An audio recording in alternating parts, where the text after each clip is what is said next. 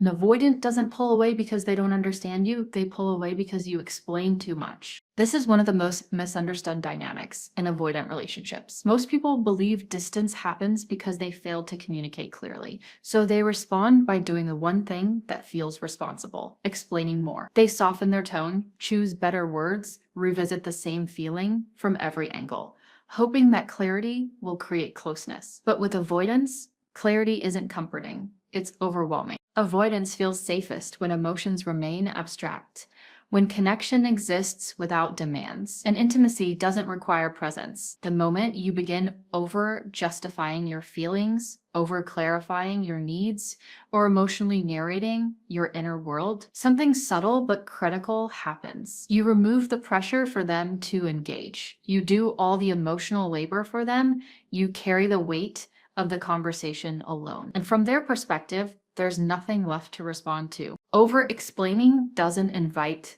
understanding. It signals anxiety. It tells the avoidant, I need you to get this because I need reassurance. And that need, no matter how calmly expressed, activates their deepest defense. Avoidants are not afraid of emotion itself. They're afraid of emotional responsibility.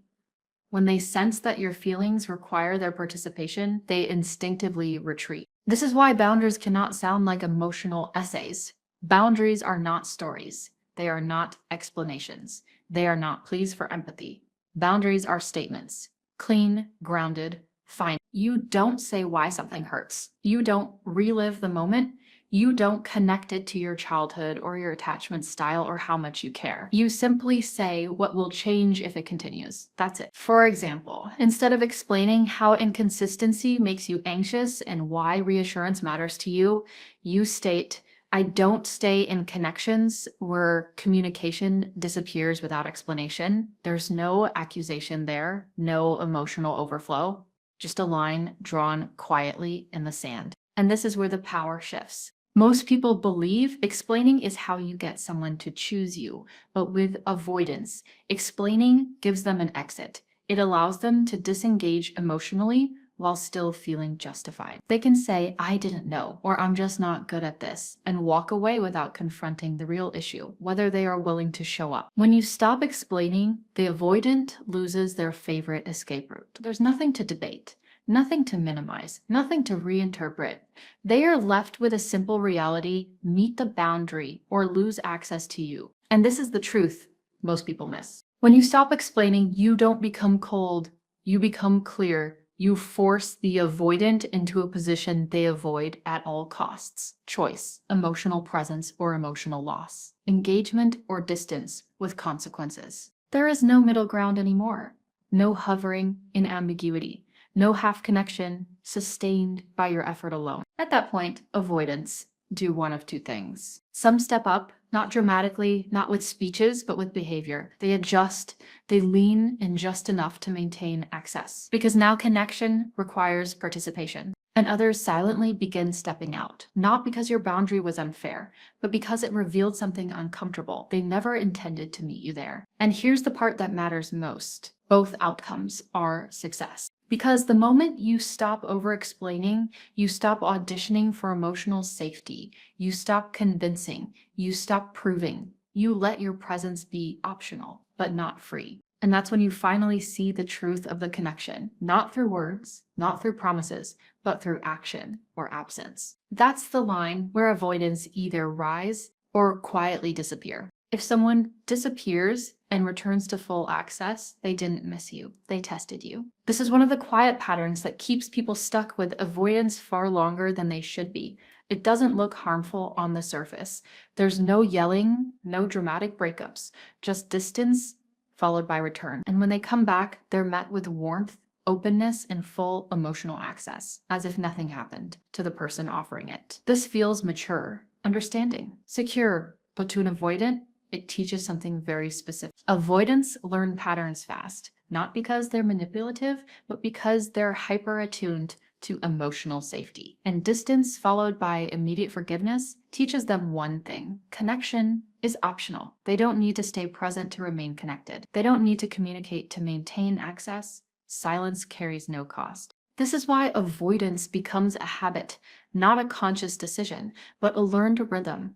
When things feel intense, they pull back. When they feel lonely or regulated again, they return. And because access is restored instantly, the nervous system learns that withdrawal works. The boundary here is not anger. Anger actually keeps the cycle alive. Emotional reactions still signal attachment.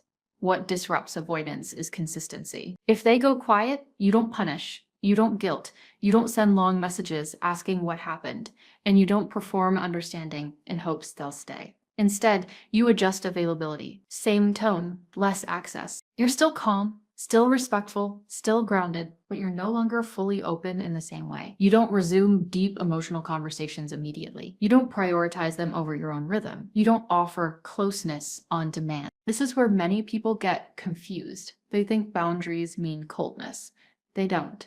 Boundaries mean alignment. Your level of access matches their level of presence. And this is what breaks the pattern. Avoidants rely on distance to regulate. Withdrawal gives them relief from emotional intensity. But when distance no longer provides relief and instead costs them closeness, the system changes. Silence stops feeling safe. For the first time, they experience a consequence that isn't explosive, isn't dramatic, and isn't emotional. It's structural. The relationship no longer expands automatically after contraction. This creates discomfort, not because they're being controlled, but because the old pattern no longer works.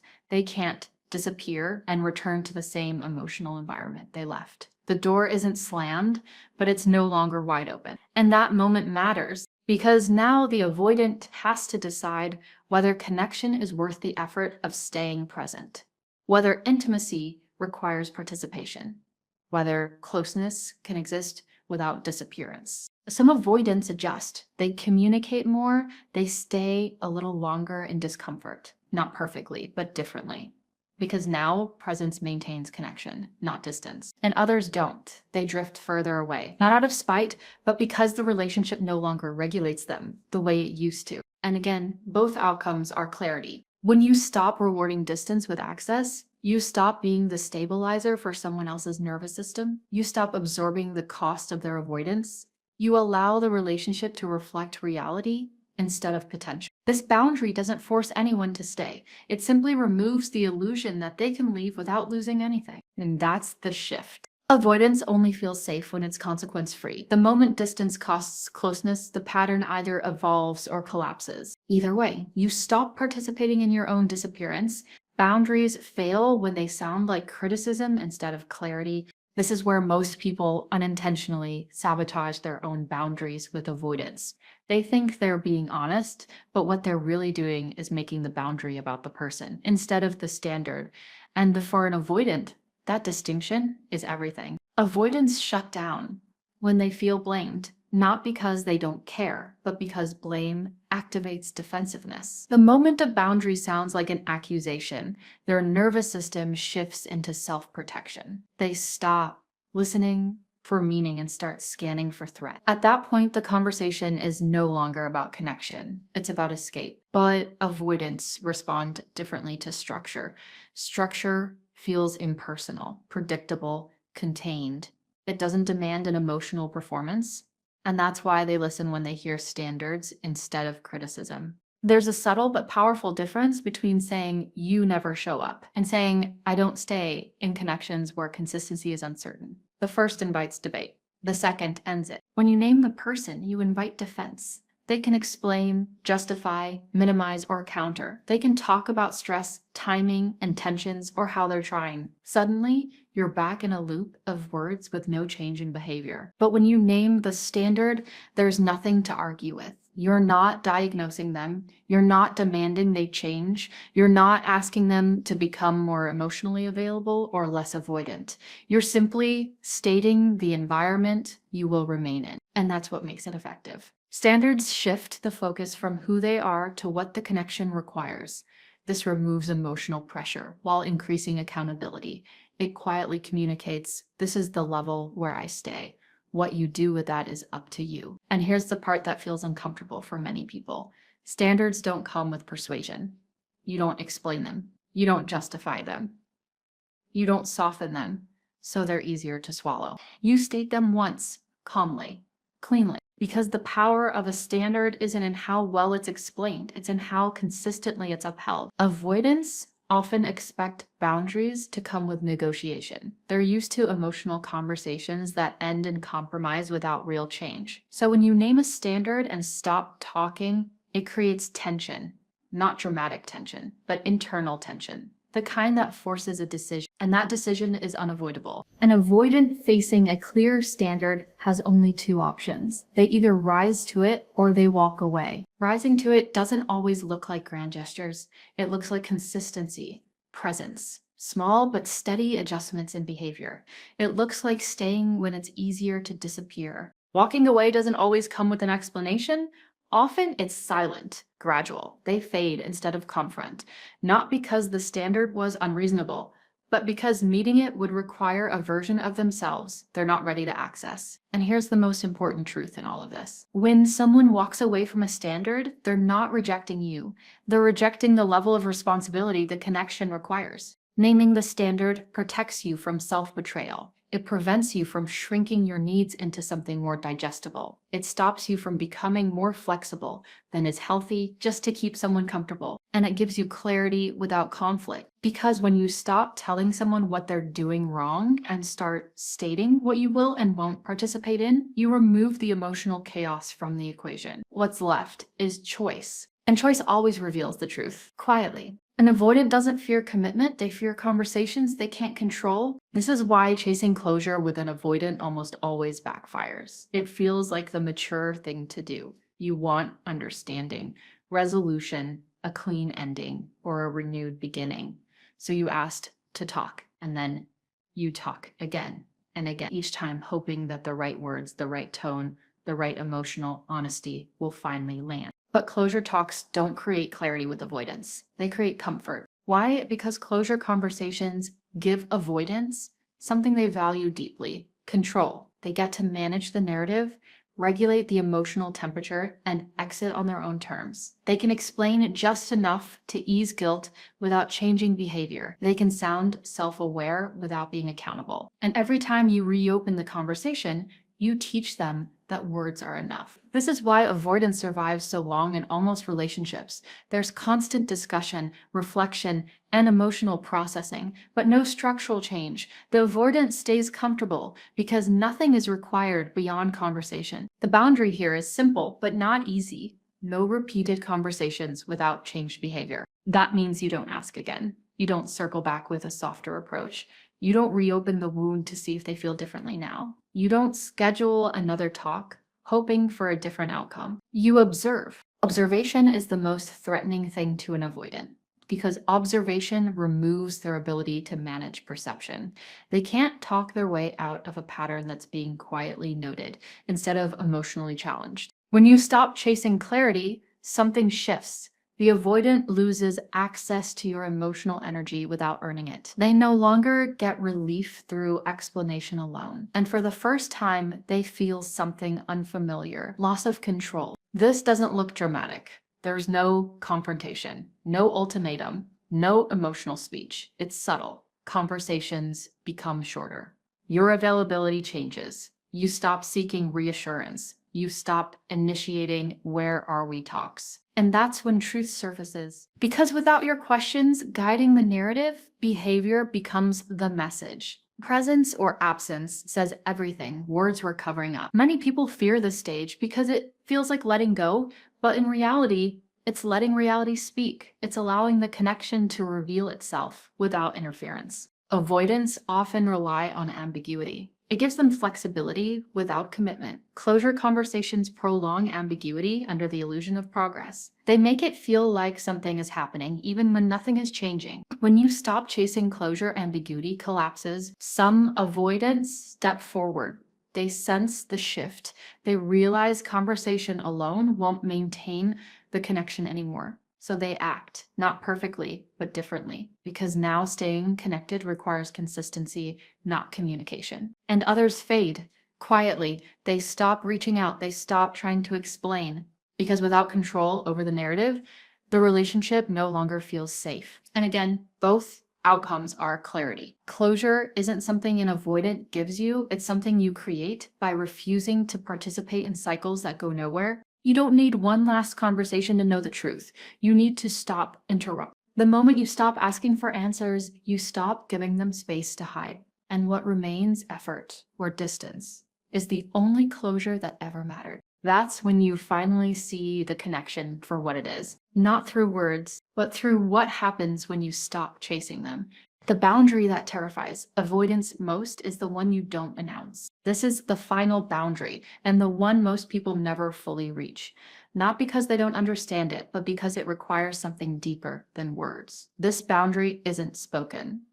It's embodied, and avoidants sense it immediately. This isn't about ultimatums. Ultimatums still center the other person.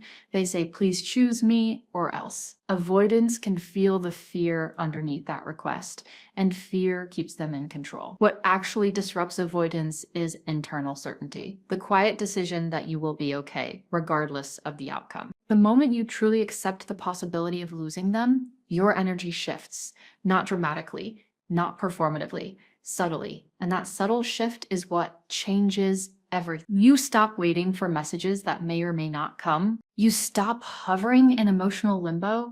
You stop scanning for signs, tone, or timing. You stop signaling fear through overavailability or overpatience. And avoidants feel that immediately. Because for the first time, they're no longer deciding the pace of the connection. They're no longer the one who pulls back while you stay steady and available. The invisible imbalance that kept the relationship afloat disappears. You are no longer orienting around their nervous system. You're orienting around your own. This is what avoidants fear, not abandonment, but irrelevance. Not loss, but loss of control. When you become willing to lose them, you remove the leverage that avoidance depends on. And here's the paradox. This is often the exact moment they become more present. Some avoidants sense the shift and step forward, not with declarations, but with effort. They reach out more consistently. They stay engaged longer. They test less because now access to you is no longer guaranteed. But others don't. Some disappear completely. And this is where many people misinterpret what happened. They think the boundary failed. They think being willing to lose them caused the loss. But the truth is, the loss was always there, just postponed by your willingness to tolerate imbalance. When someone disappears because you stopped waiting, they didn't leave because you became distant. They left because you stopped compensating. This boundary doesn't push people away. It reveals who was only staying because you were making it easy. Being willing to lose them is not emotional detachment. It's emotional alignment. It's choosing self-respect over hope that isn't supported by action. And avoidants know the difference. They can feel when someone is still waiting underneath their calm. They can feel when someone is still afraid to lose them, but they can also feel when that fear is gone. When you've made peace with the outcome, when your presence is offered, not extended indefinitely. That's when the relationship is forced into truth. Either they step forward into responsibility, presence, and effort, or they disappear completely. Both outcomes are clarity, because the moment you stop fearing loss,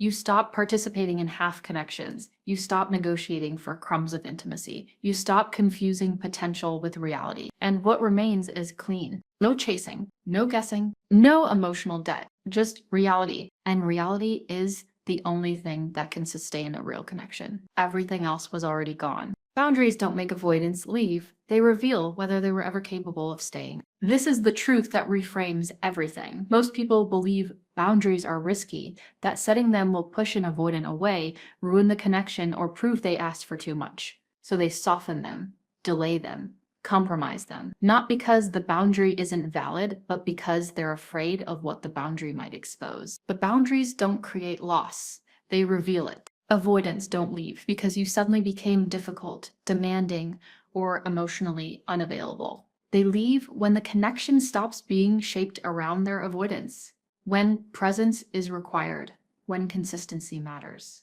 when intimacy is no longer optional. Before boundaries, many relationships with avoidance survive on imbalance.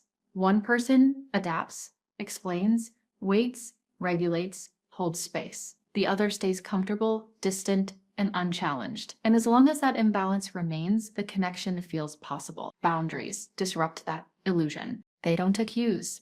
They don't beg. They don't chase. They simply introduce reality into a system that was sustained by flexibility on one side only. And reality is confronting. When a boundary is set and upheld, the avoidant is no longer interacting with your hope, patience, or emotional endurance.